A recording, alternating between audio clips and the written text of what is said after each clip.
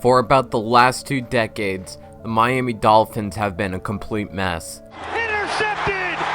Jordan Poyer! Since 2001, the Dolphins have only been to 3 playoff games, and all those games have resulted in wildcard losses. This team was also plagued by injuries, as Ryan Tannehill went down with the ACL in 2016 and missed the whole entire 2017 season due to that same injury. And 2017 was a horrible year as well, as the Dolphins seen some of their best players in their franchise in the last decade leave, including Ndamukong Suh, Jarvis Landry, and Jay Ajayi. Also, the Dolphins finished with a 6-10 record, marking yet again another losing season for this team. And after getting the onside kick, they have an opportunity and Jay Cutler throws it away. But at least there is some bright spots on this Dolphins roster, as they do have one of their best players in franchise history, Cameron Wake, still playing with them, even though he is still 36 years old. And then they still have one of the best safeties in the game, Rashad Jones. And they also have some good young talent on the team, including running back Kenyon Drake, Devontae Parker, who has struggled at times but has shown he can be a great wide receiver, and he's still fairly young. And another bright young spot on this team is cornerback Xavier Howard. He had some great flashes of potential this year. Also, the Dolphins added on to their team in the offseason with great pieces like rookie Minkah Fitzpatrick, who they drafted in the first round this year, who is arguably one of the best defensive players in the whole entire draft. Also, the Dolphins drafted in the second round another promising rookie in Mike Gesicki, who is a tight end from Penn State. And the Dolphins also got some great veteran pieces as well, like wide receiver Danny Amendola, offensive lineman Josh Sitton, future Hall of Famer running back Frank Gore. And also, one of their best moves in the offseason was picking up Robert Quinn. So this Dolphins team, even though it's in a rebuild mode, it still has some great spots and great players on this team.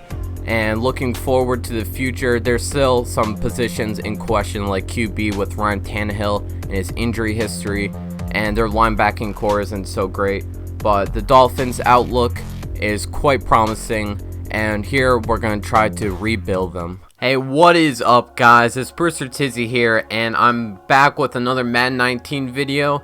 And this time, I'm going to be starting up a new franchise. And as you guys might have guessed from the title of the video and the quick intro, I will be doing the Miami Dolphins here for my Madden 19 franchise. So just quickly looking at the team, it's a 76 overall, 81 offense, 77 defense. So one of the lower rated teams in Madden right now. Obviously, they still have Rashad Jones and Cameron Wake and Josh Sitton as their top players. Alrighty, so here are the settings for this franchise, as I'll be playing on all Madden difficulty. I'll have the game style on simulation, and I'll also be having 6-minute quarters in games. And the rest of the stuff doesn't really matter, but yeah, I just wanted to show you that. I'll be playing on all Madden on sim mode. Alrighty, guys, so now that we're in the main menu, I'll be quickly viewing the roster. I'll be going over fixing scheme fits and all that stuff. So yeah, let's get into this. So obviously our starting QB here will be Ryan Tannehill, as he is the best QB on this roster. He's a 78 overall. Looking at stats, he has 92 throw power, 84 deep accuracy, 81 mid, and 85 short accuracy, so he's not that bad of a QB. Ryan Tannehill does have quick development, and he is 30 years old, so he can still progress a little bit, but most of the traits when you're at like 30 years old for a QB is kind of expensive, so yeah, we'll see how much he progresses. And we have Brock Osweiler and Bryce Petty backing up Tannehill here. And going on to the running backs here, we have Kenyon Drake. He's an 82 overall. He's quite young, as he's 24 years old. He has quick development, which is great. And looking at stats here, he has 91 speed, 79 breaking tackle, 93 agility, 79 looseness. You can see the rest of the stats. 89 juke move here, as he has only 64 trucking, but he's mainly an agility and kind of a speed back. And we have Frank Gore, who's going to be a future Hall of Famer, backing him up. He just signed with the Dolphins in free agency this year. We have rookie Kalen Ballage as the third string running back. And our other running back here is Sonoris Perry, who's a 64 overall, so he probably won't be making the roster. On to the wide receivers here, and this is actually quite a good spot still for the Dolphins, even though they lost Jarvis Landry. They have Devontae Parker here, who's an 81 overall. Kenny Stills, the speed threat on this team, 84 overall. They have newly acquired Danny Amendola, and they also have Albert Wilson as their fourth string wide receiver. They have Leonte Carew and Grant, who's a very speedy wide receiver here, as you can see. 96 speed, so he'll definitely be a speed threat for us. But looking at Devontae Parker's stats here really quickly, 91 speed, 85 catching, 86 catching traffic. So he's going to be our main wide receiver. Kenny Stills, he's a great wide receiver as well, as he has 92 speed, 88 catching, 87 deep route, so he's a deep threat. 86 spec catch, so yeah, quite good wide receiver. And Danny Amendola, obviously a very good slot wide receiver for us. 84 speed, not the fastest wide receiver, but he does have great catching and route running. And looking at this O-line, not the best O-line, but they do have Laramie Tunsil, who's a great young offensive tackle here. He has quick dev. Quickly looking at stats, he has good pass block, not the best run blocker, but he's definitely a bright spot on this team. You have newly acquired 89 overall Josh Sitton, and he has star, but he's going to be regressing since he is 32 years old. And the really bad spots on this O-line is Kilgore, their center, and 66 overall right guard. So we definitely need to work on that. But one of the better players on this team is Juwan James, 84 overall right tackle here. So that is always good. Plus he has quick development. At tight end, they have Mike Gesicki, as I previewed in the intro. Great rookie tight end here. He's fast. He has good catching, not the best blocker as you can see, but definitely really excited to try use him. And now on to the defense, as the Dolphins don't have the greatest defense, but still have some decent pieces on here. And our starting free safety here is going to be TJ McDonald, as he's a 76 overall. And he looks really good. He has horrible zone coverage, but at least he makes it up with great speed and great hit power, 91 hit power. So he's a great tackler. It's just the only concern is his zone coverage and coverage ability. Looking at the linebacking core here, I don't know why Kiko Alonso is so lowly rated, but he is a 73 overall. You have Raekwon McMillan, who's underrated linebacker. I almost said running back, but decent linebacker in Raekwon McMillan.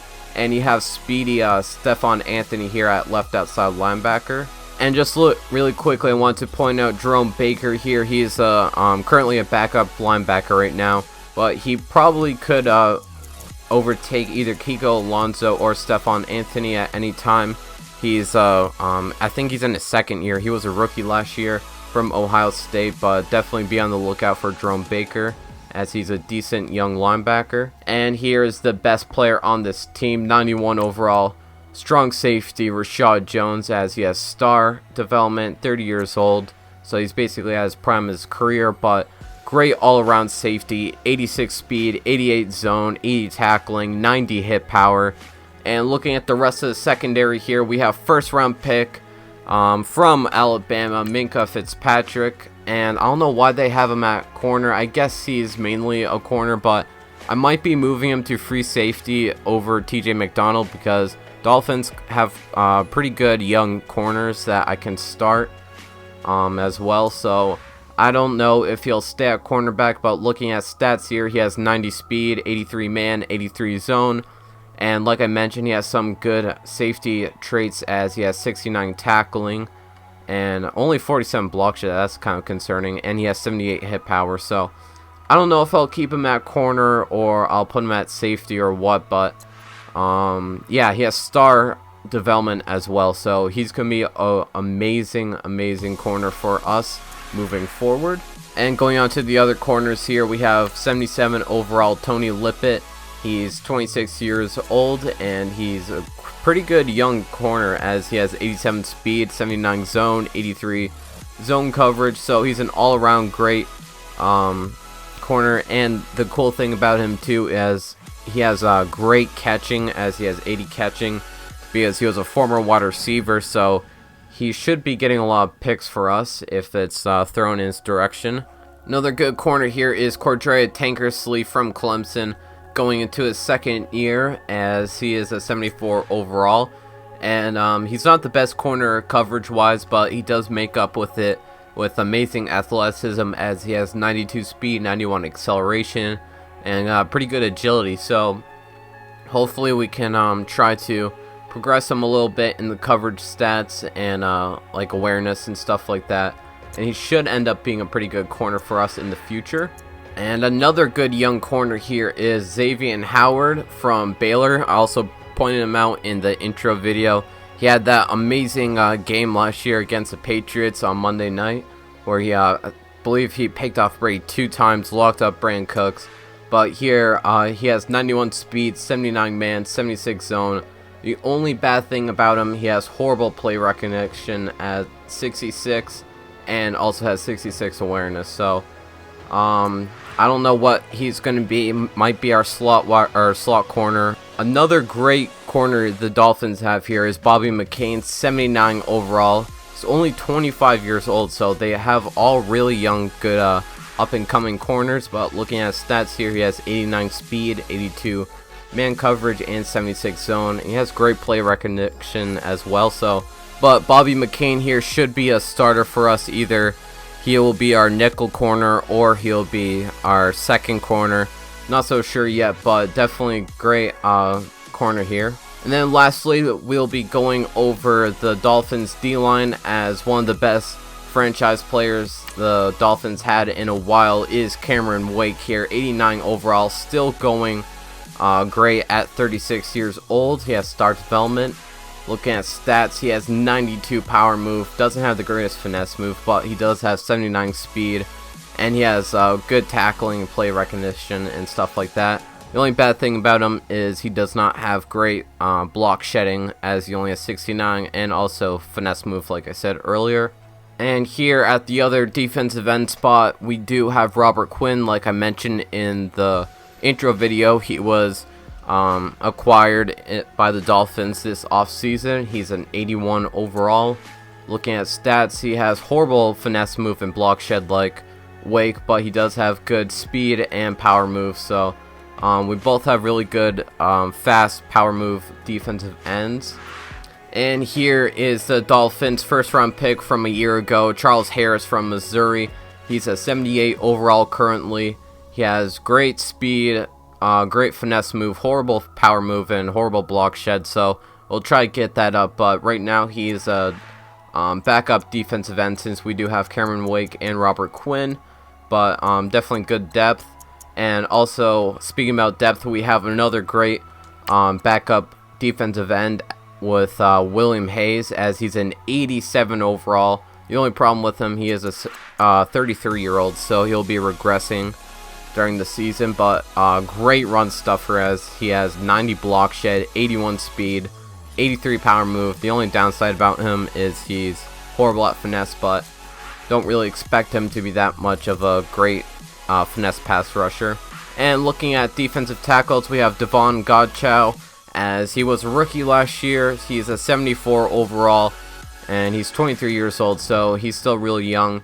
Okay block shed, good strength, good finesse move, and he's just an all-around pretty good defensive tackle. Doesn't have the best speed, but hopefully we can progress him. And we also have Akeem Spence at the other defensive tackle spot. And just in case you guys were wondering about these new specialist positions, I have Bobby McCain as my slot corner. I have Danny Amendola as my slot wide receiver. I have Kenyon Drake as my third down running back. Frank Gore as my power running back. I have Cameron Wake as my rushing left end. And I have William Hayes as my rushing defensive tackle. Even though he's a defensive end, I just put him at the rushing D tackle spot, because figured that he's big enough kind of to play that role. And at rushing right end, I have Robert Quinn. Also at sub linebacker, I have Raekwon McMillan.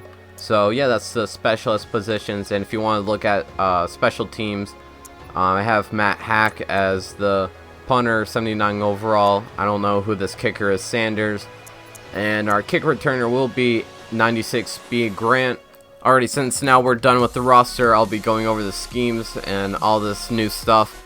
So scheme fit, if you guys don't know, it basically fits, like, has a rating based on the scheme fit or archetype your player has. So if you have a bunch of, let's say, like speedy wide receivers or down threat wide receivers, you might have a vertical offense.